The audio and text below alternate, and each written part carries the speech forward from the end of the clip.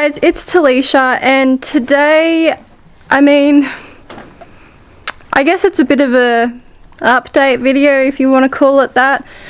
Mainly an update on my dear girl here. Thanks for that. Bambi. So if you guys don't follow me on Instagram, you're probably not familiar with what has happened with Bambi. So when this video is up, about 2 weeks ago from when this video is up, Bambi had an accident with a fence. I was with her at the time, so luckily I was able to attend to her straight away. So what happened was I was about to lunge her and she spooked and she put herself between a barbed wire fence and a tree, and like a line of trees, because this was not at my place. We don't have barbed wire here. It was over at my neighbour's, and I was standing next to the fence with her.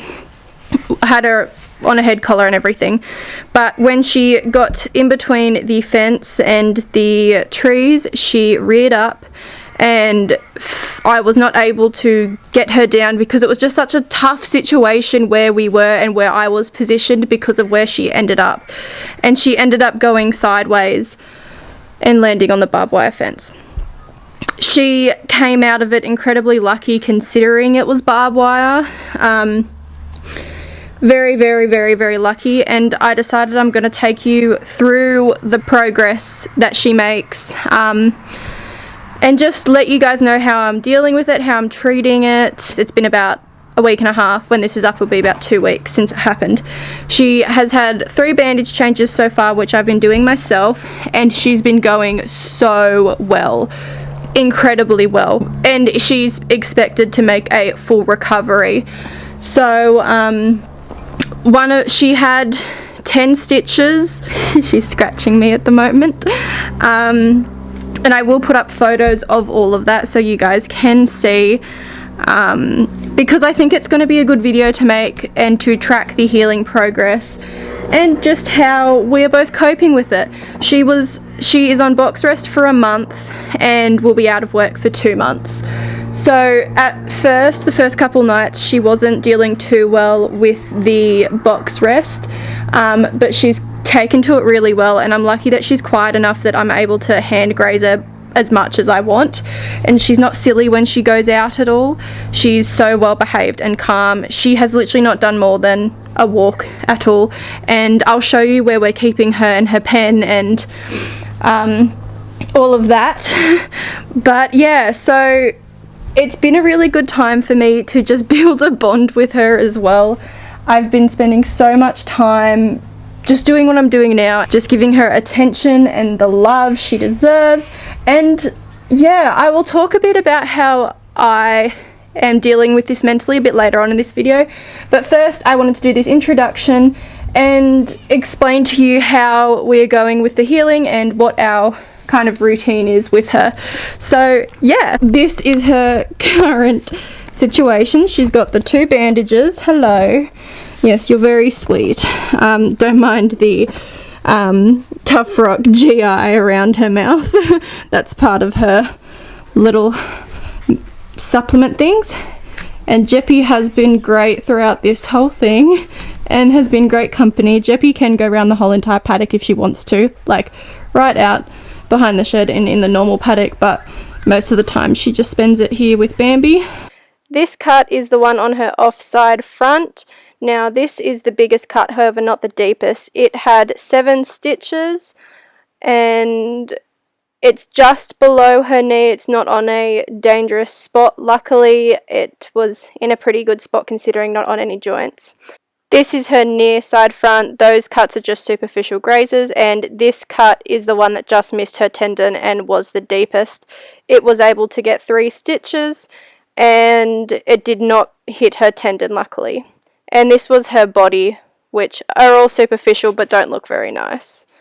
This is the offside front after stitches, and then this is the near front after stitches as well. Then here is Bambi all bandaged up and ready for her first night of recovery, the poor girl. On the following morning, I discovered that she had another cut which she had done from pawing at the pen she was in. We since moved her into the stable area since this happened. Okay guys, so I figured I would show you guys a bit of how we have converted this area into Bambi's recovery yard, rehab yard, whatever you want to call it. Jeppy is over here just eating. We did originally have her in the pen over there, which you have probably seen in previous videos. It's just a square pen. We had her there for the first couple nights, but it's just not ideal. So then we converted the stable. Well, the halfway stables. They're shelters at the moment, but as you can see, we are currently turning them into stables. We're starting with that side. So she does wear a cribbing collar as she cribs, which is what you can see on her now, and it's lined with fleece just to make it a bit more comfortable. So and especially because she's cooped up in a yard slash stable, she would be much more likely to crib, which is why she is wearing it 24/7 currently. So this is where she goes. Unfortunately, she's already eaten down the grass, but that was to be expected. I'm sure it will probably turn into dirt pretty soon just because it's such a small area. So during the day, she has full access to this grass yard. I'm lucky that she's a very calm and quiet horse. She has not done anything more than a walk around this area at all, which is what we want. I still want her to be able to move around and walk around a little bit.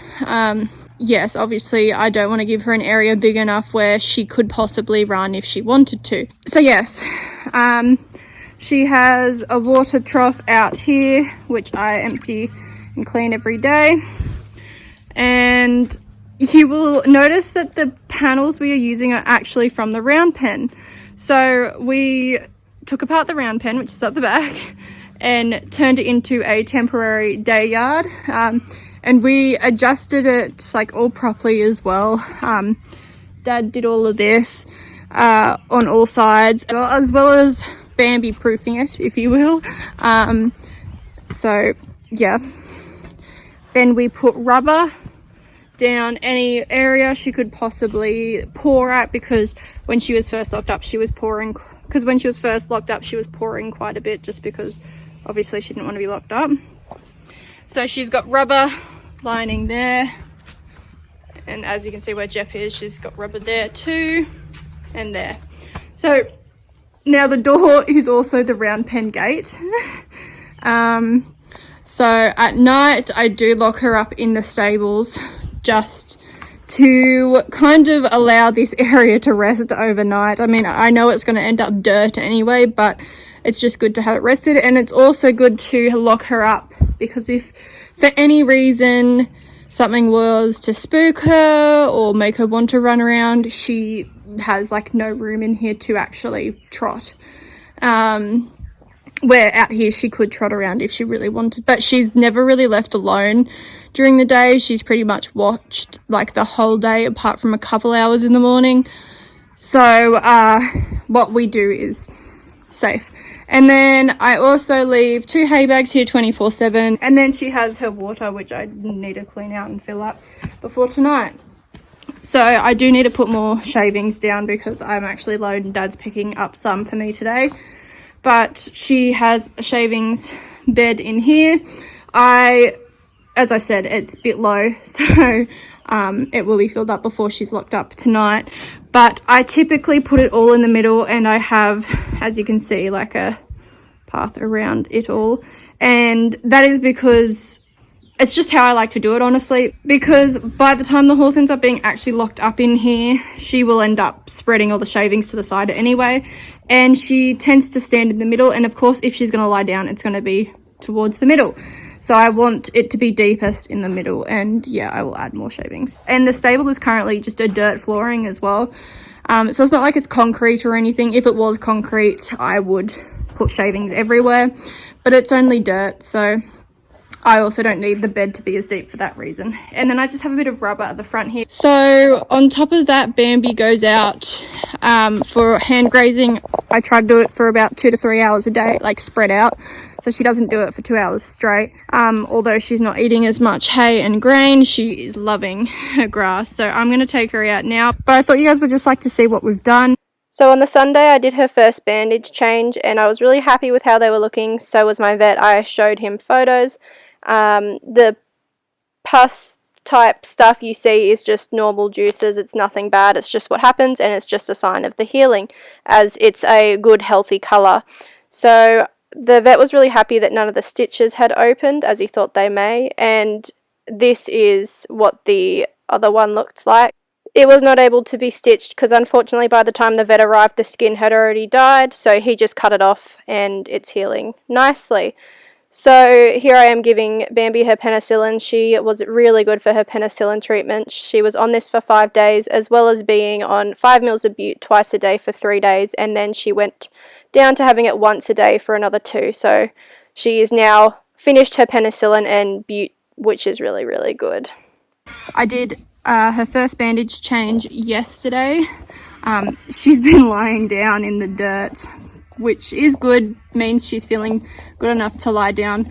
And as you can tell, well, you might not be able to tell, but I can tell, there is no swelling in this leg here. This is the dangerous one as well, where the cut is right near her tendon. It looked really good. All the stitches looked great. No swelling at all when I changed it, and there is still no swelling now. These are just some superficial little cuts. That's pink spray. Now this leg is the one that is swollen, which you can actually tell from looking at it.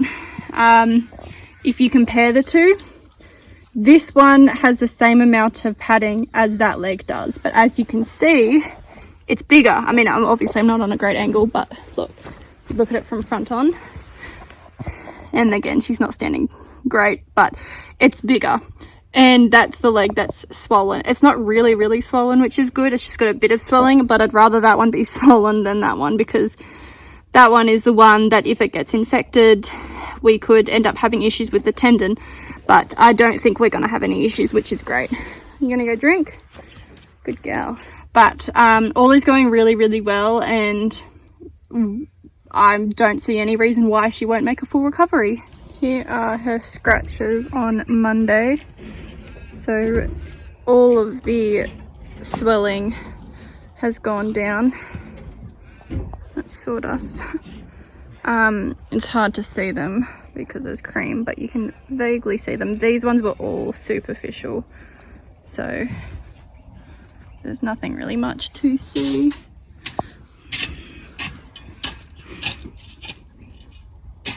But yeah, and then the rest are under her bandages. So it is Monday. She injured herself on Thursday night last week. And I'm just filming this to say that this is the first time she's actually gone straight to her food when I've given it to her. She has been eating throughout, but just not much. She has also finished her grain, which is the first time she has properly finished her grain since injuring herself, which is really, really good, because she has some supplements in that are really important that she's getting. My amazing sponsor TuffRock is actually helping me a lot through this process, and they have just shipped out some products for me to use for her throughout this, which I will be documenting once they arrive. She is currently on the TuffRock EJF joint supplement, which she's been on ever since I bought her. I have just been sent a few more products to assist with her healing and recovery time, but I just thought I'd film this to say that this is the first time she has gone straight to her hay when I've given it to her, which is so good. It means that she must be starting to feel better, and the only thing she was really eating at first was lucerne and grass, because I've been hand grazing her twice a day, so she gets about 2 to 3 hours of hand grazing a day. Yeah, so I ideally don't want her on a lot of lucerne while she's on box rest because of the sugars in it, but this at the moment is what she's happy to eat most, so I'm not going to starve her. But I may start to water down her lucerne, and you know, we'll see. If she starts eating the rest of her food, this won't be an issue, but she has been eating the no sugar hay, which has been good. She just eats it slowly, which isn't normal for her. But The good thing is that she ate her grain this morning, so she is getting some of her supplement. I do want to say that it is not unusual for horses who are sick or injured to lose their appetite a bit. It's completely normal, especially in Bambi's case where she's gone from being out to on box rest. So, and the reasons they lose their appetite can be anything from pain, stress, or depression. Now, in Bambi's case, although she's not lame and she doesn't have any swelling in one leg and the other leg only has slight swelling, she would still be in discomfort and pain even though she's not showing it. Horses have an incredible pain tolerance and don't show pain like we do. So although when I'm looking at her and watching her walk and do anything, she looks completely sound and fine, she is probably not feeling completely fine. I have not been too stressed, as obviously she only hurt herself on Thursday afternoon/night, so it's been a few days, and the reason I haven't been stressing too much is because it's not like she hasn't been eating at all. She just hasn't been eating as much as she normally would. So I'm expecting that she might lose a bit of weight, but yeah, I wasn't too stressed because she was eating and she was more than happy to be out grazing. So I was trying to take her out as much as possible to graze, and she was still drinking as much as she normally would and pooing and weeing. So, but it's just good that she is now on her food a bit, and it makes me really, really happy to see that by the looks of how things are going, she's actually going to finish this biscuit of lucerne right here, right now, which she has not done since. She will have a couple bites and then normally leaves it. So it must mean she's feeling a bit better. So I do just want to show you guys what my amazing sponsor TuffRock have sent me. They reached out to me when they found out about Bambi's injury and have been so supportive and have sent me some amazing products for me to use throughout her recovery as well as after her recovery. Currently, I have just started her on the GI, and this will ensure for a healthy gut as well as prevent her from getting ulcers, because as I mentioned, she's not eating as much as she normally does. She's just a bit off her feed. So this will help her stomach lining, especially as she's been on bute and penicillin, and that isn't very nice in the horse's gut. So this will help massively with that. So she's currently on that, and then after 10 days of being on the GI, I will like stop using that and then put her on the Conditioner Plus, which she has been on before, and this helps from the inside out, and it will promote really good effective healing and hopefully reduce the likelihood of her getting scars. And the poultice, I mean, you guys all know the poultice, that's their most popular product, and I won't be using that for a while now. That's good for swellings and superficial cuts and stuff, but that won't be being used on her cuts or anything at this stage. And the PJF is the stronger version of the EJF, so it's a joint formula, and this one is one of the newest. I've heard so many great things about this and I can't wait to put her on that, but again, I'm not going to put her on that until she is a bit further through her recovery and is closer to coming back into work. So at the moment, she's currently just on the GI, but soon things will change and she'll go on the Conditioner Plus, and I'll update you all with that. She's getting 50 mils twice a day of this, so 50 mils in the morning, 50 mils at night. She has finished her penicillin and she's now only on the bute once a day, which is good as she is not a real big fan of the bute. That's what are going on all of the cuts that aren't bandaged. I just got a package today. Thought you guys may be interested to see in what I use to bandage. So I knew I would need more for this whole duration of Bambi being bandaged. I do have more stuff in here. So I've got some stuff in here because Horseland had a massive sale on vet wrap. So I bought a heap of vet wrap. So I will show you guys a bit of what I use bandage wise. This is what I'm using under her bandages. So it's Flamazine. It is a prescription cream that I got from my vet, so it's not something that you can just go buy from the shop, but that's what I'm using. Now here is Elastoplast, I believe, or whatever you want to call it, adhesive, aka this stuff. That is what goes on outside the whole entire bandage. I then vet wrap under that, and then I use combine or cotton wool, whatever you want to use. And then I also bought some soft band, which is just another form of cotton wool. So that is, oh, and then I also bought some melalin, which is under there. I can show you, oh, they're a lot smaller than I had hoped, unfortunately. That is a shame. I obviously didn't look very well at the sizes, but the melalin I like to use is this size. Ignore the purpose spray mark on that one, but I unfortunately ordered some really little ones that will actually fit on some though eventually. So maybe once they're starting to heal up a bit more, I can start to use those ones. So yeah, I'm going to get my bandaging stuff ready, and then I'm going to go change Bambi's bandages for the second time. That's your bandage stuff.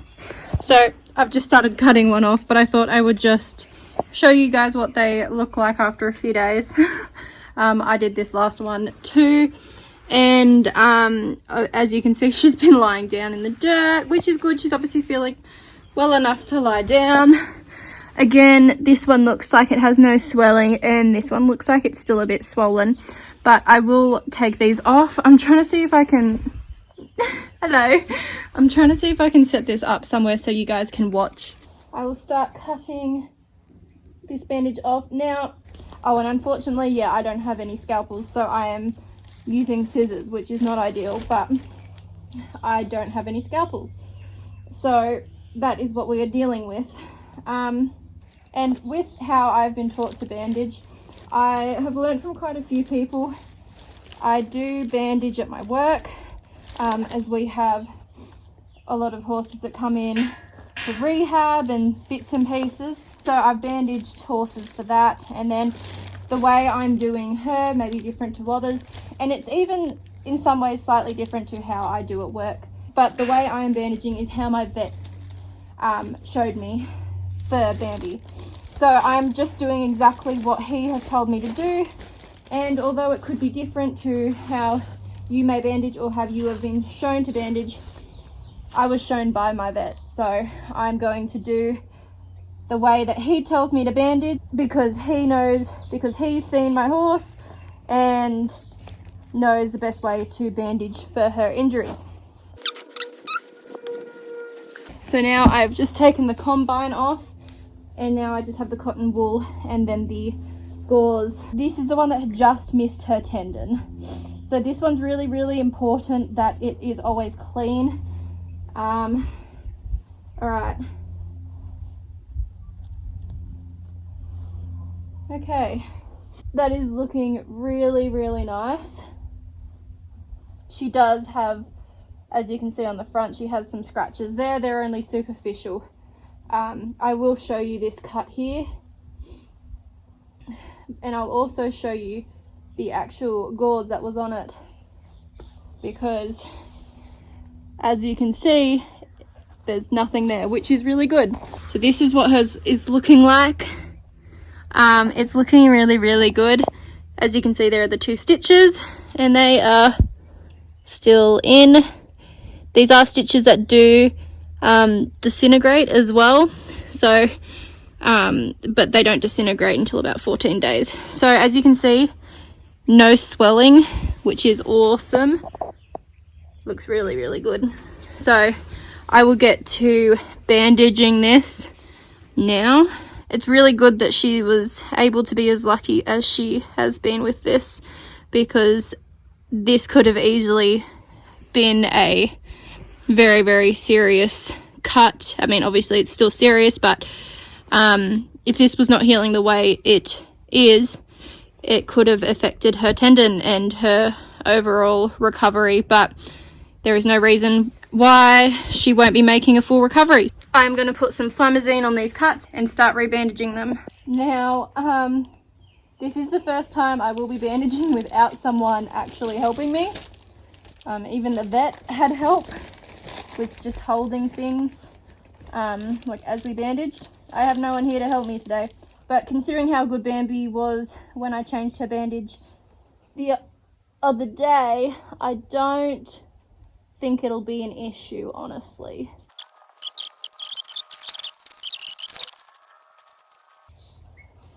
No! As if that had to happen on today when I have no one. Oh, thank God I have a good pony. Oh, bless Bambi, you are the quietest young horse to do this with. And now I might get comments, and no, you don't need this much padding, really, like, because I've done the cotton wool and the combine. You don't need to do that. Didn't really have to do that with Bambi's cuts, but there's not, if it's done properly with the right pressure, it's not going to hurt if it's done right. So, and especially because these bandages that I'm doing today are going to be staying on for 5 days, where her other bandages have not stayed on for quite as long. So, one bandage done. Now, we will take this one off first. But again, not really much stuff on it, considering some of that's cream too.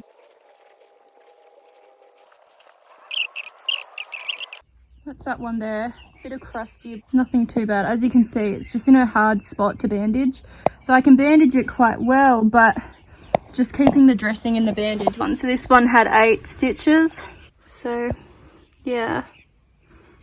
It's funny though, because this one obviously looks much worse, like, and the cut was much worse, but because of the place of this one, it was nowhere near as dangerous as the other one. So but to me the other one's looking a bit better than this one, but obviously this one's got 8 stitches, the other one had 2, so that's to be expected that this is going to be the one that doesn't look as good, but still pretty happy with it.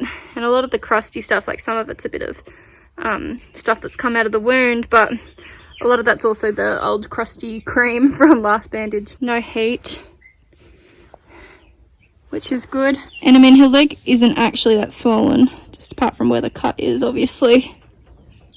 That's to be expected. So I'm going to get bandaging this one. This one I do find a lot harder to do. But how quiet is this horse? But she has literally not... Oh, she moved. I was going to say she hasn't moved this whole time. But yeah, she's been very, very good. Okay, let's do this one first because I don't like the place of this one down here. So I'm not going to put cream on both of them yet. I just want to do this one first. So I'm just going to bandage around the fetlock too, just to keep this up really nicely. I do not advise bandaging your horses like this. I'm not in a safe position whatsoever, but that's kind of what I have to do when I'm bandaging alone, because this is not an easy cut to position when I don't have someone holding the pad for me.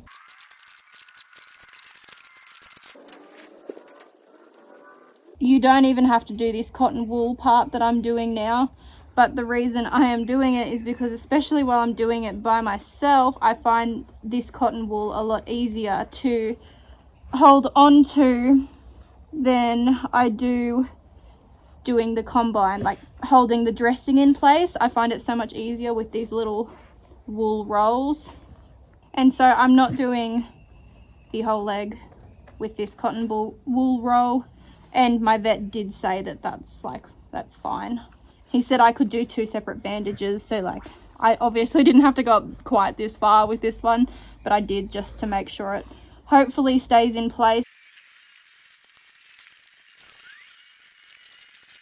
And the reason I do the elastoplast above her leg is just to help hopefully keep it up. Again, this is something my vet taught me, so and I've seen many other vets do it as well, so it just lessens the chance of the bandage slipping, and so far none of the bandages have slipped, so it's effective. And it doesn't tear her hair out or anything. Like when I cut it off, as you can see, when I cut the bandage off, I did it the exact same way and she wasn't flinching. It wasn't hurting her to take it off, but Didn't pull any hairs out. It was fine. So this is the finished product of this leg. Nice even padding all the way down, as you can see. And that's the main thing you want to focus on when you're doing your bandages, is that it's even pressure all the way down. So she's literally just been having a snooze. Alright Bambi, let's go for a hand graze. I hope you guys have enjoyed part 1 of this 2-month journey. I have many more videos to share throughout this time, and I also want to talk about my mindset throughout this whole journey, as early on I was able to get myself into a good positive mindset, and as you can see from these videos, I've been trying to make the most I can out of what is a tough situation, and I will talk about that more in the next video. This video is just long enough how it is, but we do come across more obstacles, if you will, to do with her recovery, but I will fill all of you guys in with that in the next video, which I will probably put up next week. So if you are interested in that and to see more of Bambi's healing and what I'm doing to keep her in a happy place and myself in a happy place, please make sure you like and subscribe and let me know if you're keen to see the next video. Alright, bye!